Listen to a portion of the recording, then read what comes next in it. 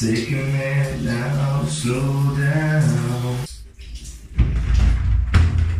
Just getting out of the shower. I'm going to start my day. I did wake up a little bit late this morning. I say this morning, I woke up at about 11:30, almost 12. Kind of sat in bed a little bit, just waking up. Here to catch up on some sleep because it's been a very busy week. But Good Friday to everybody.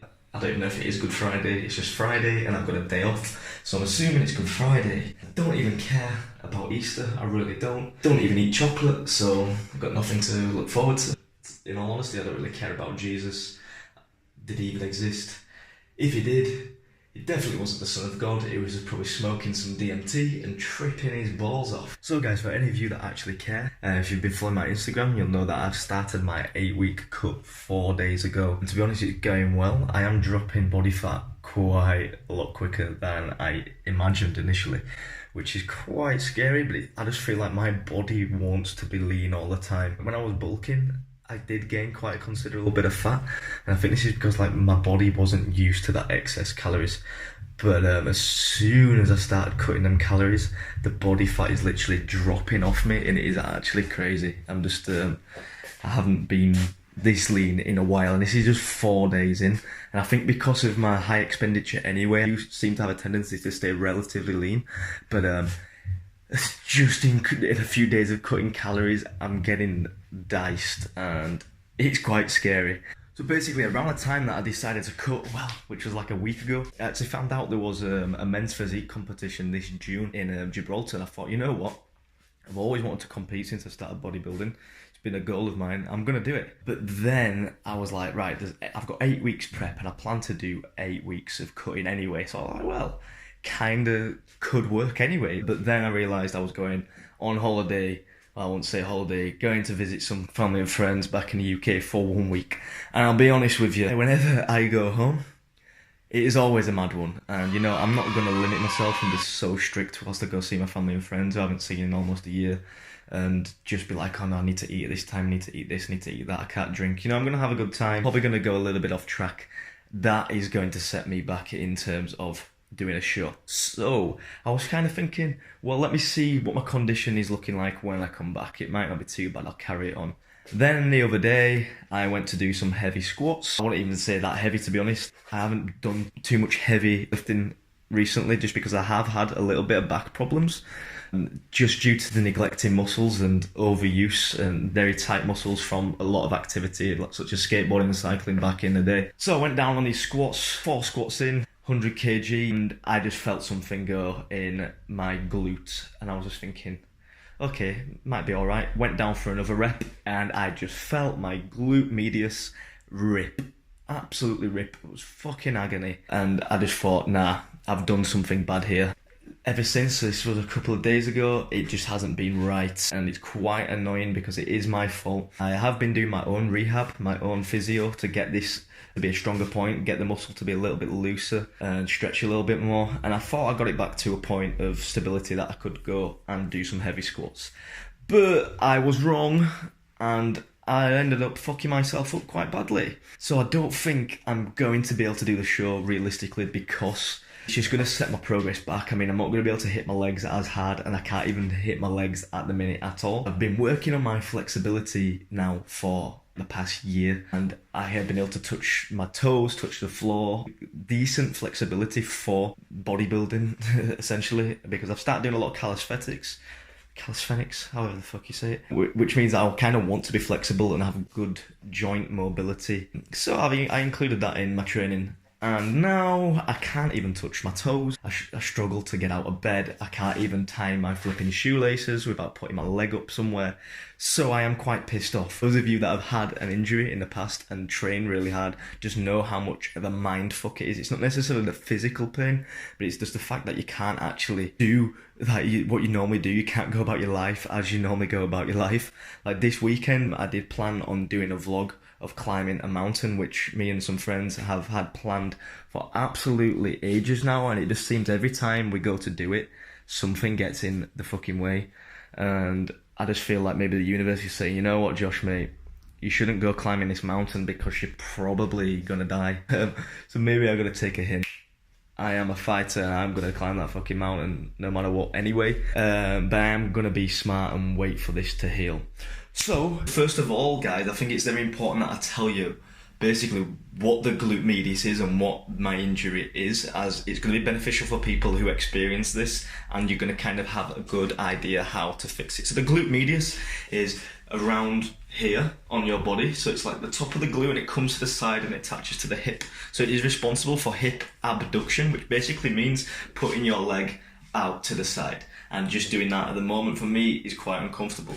So if you are neglecting these stabilizing muscles, then you're going to create an imbalance and a weakness. For example, mine has been very tight for years because I used to cycle, constantly hunched over on a bike, and just doing that position now, it hurts. So you can kind of see where the tightness comes from. Skateboarding as well, constantly pushing with that leg in one motion and not really getting any abduction. So I've kind of created this myself, and I've only really just realised in the past few months how to start getting around these problems. So we need to stop having this ego of just being strong and just going in the gym, doing one warm-up set for our squats and then getting straight into the squats. We need to actually focus on this muscle. Just because you don't want it, it's going to delay your progress quite significantly. And not even just in terms of progress, but it fucking hurts like shit. It's going to actually really negatively affect your daily life in just tying your shoelaces, in just bending down, just getting out of bed. And you're going to realise that when you are sleeping, you're going to wake up and it's going to be tighter because you have been resting on this muscle all night. Another point about this glute medius is when it gets tight, obviously goes like this, gets tight, and it can kind of press into that sciatic nerve on your back, giving you excruciating pain. So please do not neglect your mobility. So I'm going to start the day with 102 grams of Special Flakes. I absolutely love cereal, and it's something that I'm not willing to take out of my diet, just purely because I enjoy it. It's fortified with loads of vitamins and minerals, which is just going to boost up my nutrition profile. Go ahead and add in there around 200 millilitres of sweetened soya milk. Even though I wouldn't necessarily say this the sweetened is the best in terms of health, gonna appease my palate because because of my limited calorie intake at the minute, I want to make sure that I'm at least getting some nice flavours in there. Soy milk also has added vitamins, iron, B12, calcium, so it's just an extra boost, and my B12 is probably already through the roof just from this bowl of cereal.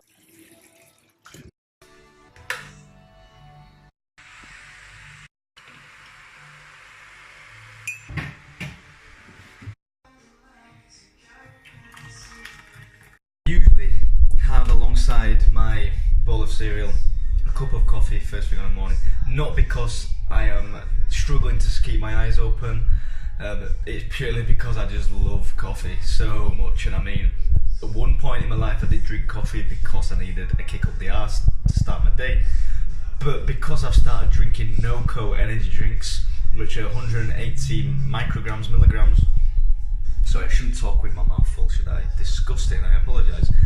But because I've been drinking NoCos, which like I say are very high in caffeine, a coffee does not touch me at all. NoCo is like liquid, I won't say it, yeah, it's like liquid something, and it gets you fucking off your face ready for a workout. If you do need a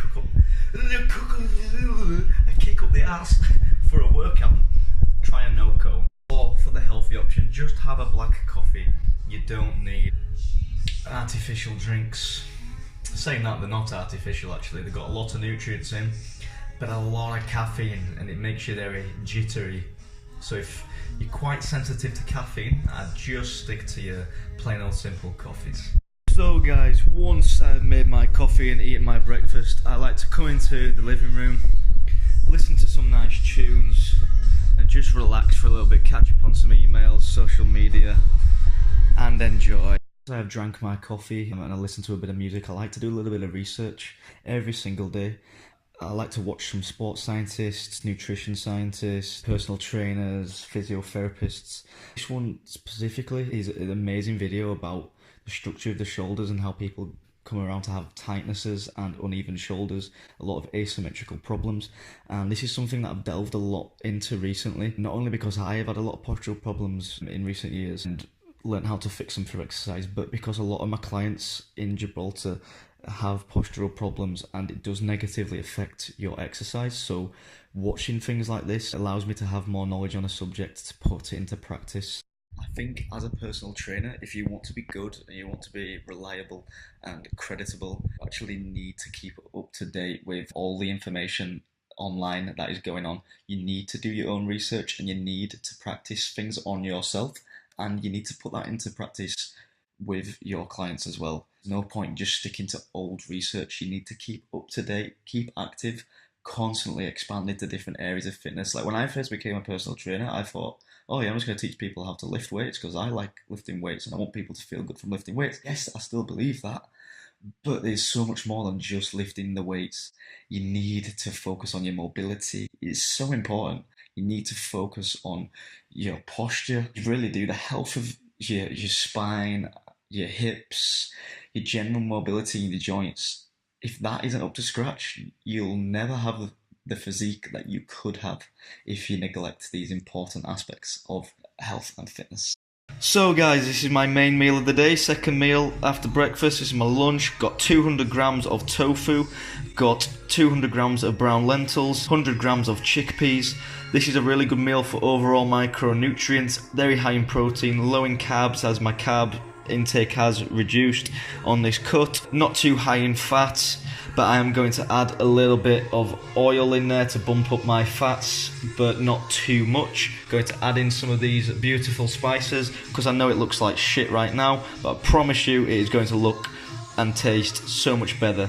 So something I think everybody should be doing when they are on a cut is actually making sure you are weighing the portions of your food. It's not as much important for when you're bulking because obviously you can just kind of eat and roughly guess how much calories is in there. You don't have to be as strict, even though I'd still recommend tracking your calories and weighing some things like your produce, because obviously just getting it out of the bag, you're not going to know how much a handful is, especially when it's drained and cooked. It's going to change a little bit. With the majority of things on a bulk, you don't really have to be so precise. But when I'm on a cut, I am weighing everything to a T because I don't want to go over that caloric target. And especially I want to make sure I'm hitting those macronutrients a lot more specifically.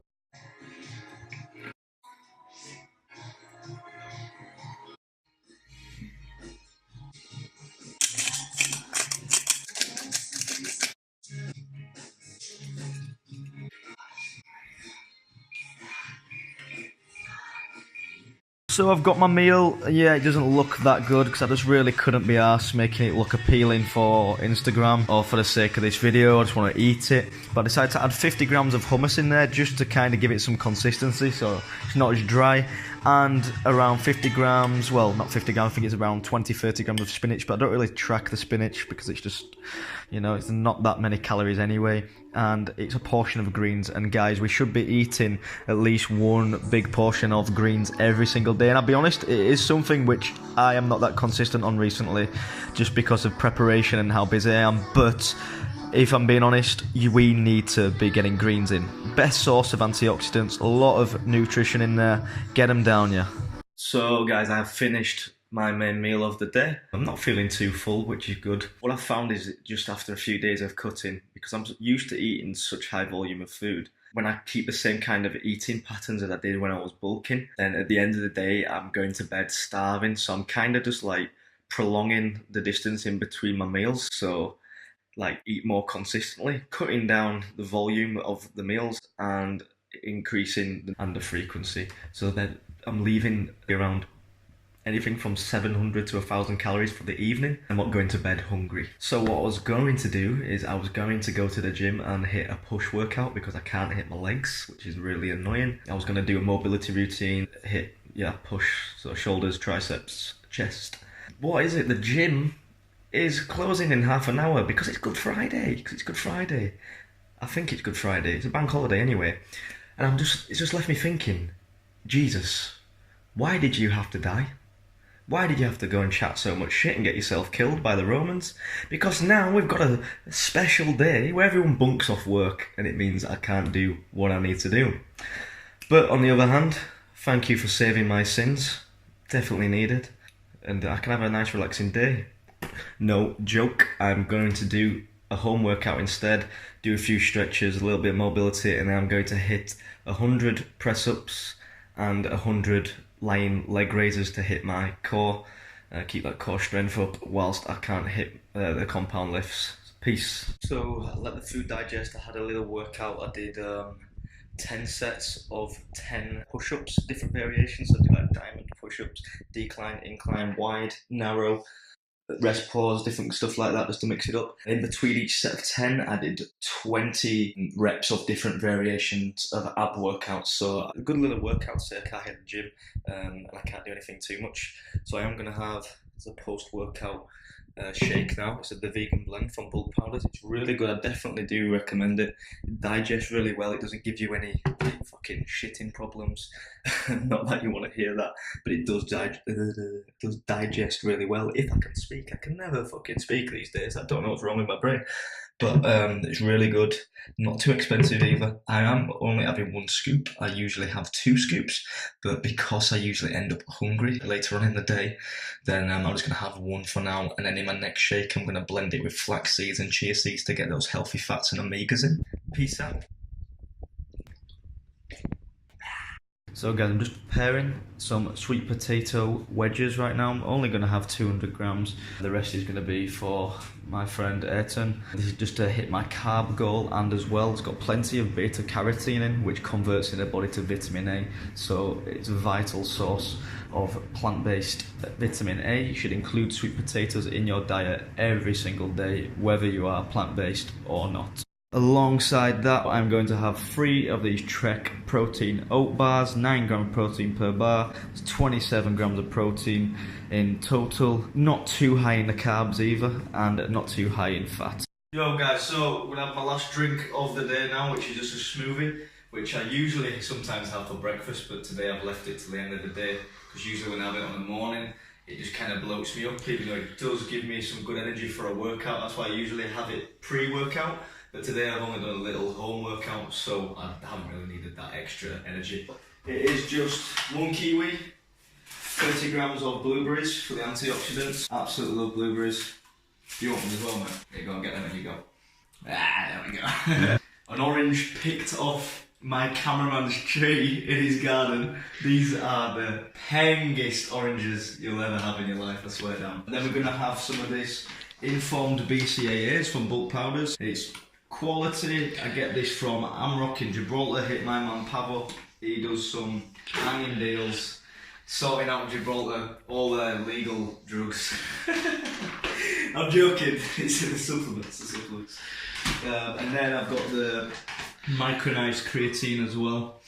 Monohydrate, which I just have 1 scoop, 5 grams every single day, just as it does kind of help with your overall strength and flushing that water with the nutrients into your muscle. I do kind of prefer having the creatine at the end of the day, because I do notice a little bit of water retention. And I want to get shredded! There we go. Goodness. Now then guys, how's it going? That was my full day of eating. I know it wasn't exactly that exciting. I was kind of playing catch up with myself throughout the day. I woke up quite late, obviously waking up around 12 o'clock, midday, kind of delays a couple of meals, because usually I would have eaten probably two small meals before then. It was kind of like playing catch up a little bit. Not normally how I eat, I just take it day by day. I don't exactly have a rough schedule of when to eat or what to eat. I just have my main kind of meal, which is based around legumes and some vegetables, and tofu for the protein. Tofu is one of my favourite protein sources. Soy protein, I feel, is one of the best protein sources for me. Digests really well, not too high in fats or carbs, which goes well for this cut. So obviously don't take that as if, oh, this is all that vegans eat every single day. It's not. It's the fact that I'm cutting down, and I do have to reduce kind of the nice foods which I usually do eat, just to hit that caloric total, and it's more the carb total, because when you do eat plant-based, you do have to bypass through the carbs to get to the protein. So everything which has a protein does have carbs. You can reduce it, obviously. It's not like I'm always going to have to eat high carb at all. There's ways around it. and I am experimenting, and I feel I do have it down to a T right now. But obviously when I'm bulking, I can kind of get away with eating more junk food, which we all love. But then again, if you are cutting, it doesn't mean you can't eat food you like have a pizza or something. You just got to make sure that you leave enough calories for the rest of the day. So don't eat all junk food early in the day and then be like, oh, well, I've gone over and now I can't eat anything for the rest of the day. You know, have your pizza, have your burger, yeah, enjoy yourself. That's the main thing. I'm going to leave this on a positive note because I know that my vlog from today wasn't exactly the most exciting. Hopefully you've learned something from it anyway. I just thought I'd share this with you guys. Gibraltar is very famous for the World War II tunnels, lots of caves, lots of beautiful sites to explore for you urban explorers, and every single night, well not every night, most nights of the week, me and my friend Ayrton would go for a little walk through the jungle, we call it, in the caves, just to get the steps in basically and get a bit of fresh air because we've been stuck inside all day, usually a little bit cooler on a night. And basically we go down this route and we get to a point where there's around, I think like a 20 or 30 meter tunnel, and it is pitch black, so dark you cannot see anything. So we decided to test ourselves by walking through it with no torch, pitch black, just with his eyes closed, literally like this, with his hands in front of us so we don't fall, just relying on our senses. And your eyes are going crazy trying to make like most of the minimum light there is, and you can just see like a little bit of greyness at the end of the tunnel where you know it's the end but you can't really tell because it's all merging into one. But this, for me, it's getting over a fear, it's facing fear, and I think kind of all my life I've been kind of scared of the dark, but I don't necessarily it's because of the dark. I think it's just the fear of the unknown. Silence kind of plays tricks on your mind, brings out inner anxieties, paranoia, and I think facing that head on is something which has actually been beneficial to me. Every time I do that walk now, I do it there and back with no lights, no torch, pitch black, and it's literally like having your eyes closed. Surrounded by darkness anyway. It's even darker than having your eyes closed, but the point I'm trying to make is if we are not facing our fears, we are not growing. If we are not coming to terms with what we are scared of and trying to change it, we are never going to grow, we are never going to adapt. We need to do things which scare the shit out of us. So my advice to anyone is go out of your comfort zone. Don't be afraid of what others think. Face your fears head on. Face your mind. Face that voice in your head which says, I can't do it. What if this happens? What if that happens? Tell that voice to fuck off and just do whatever you want to do. Face your fears head on. Live your life. Peace out, guys. Thanks for watching.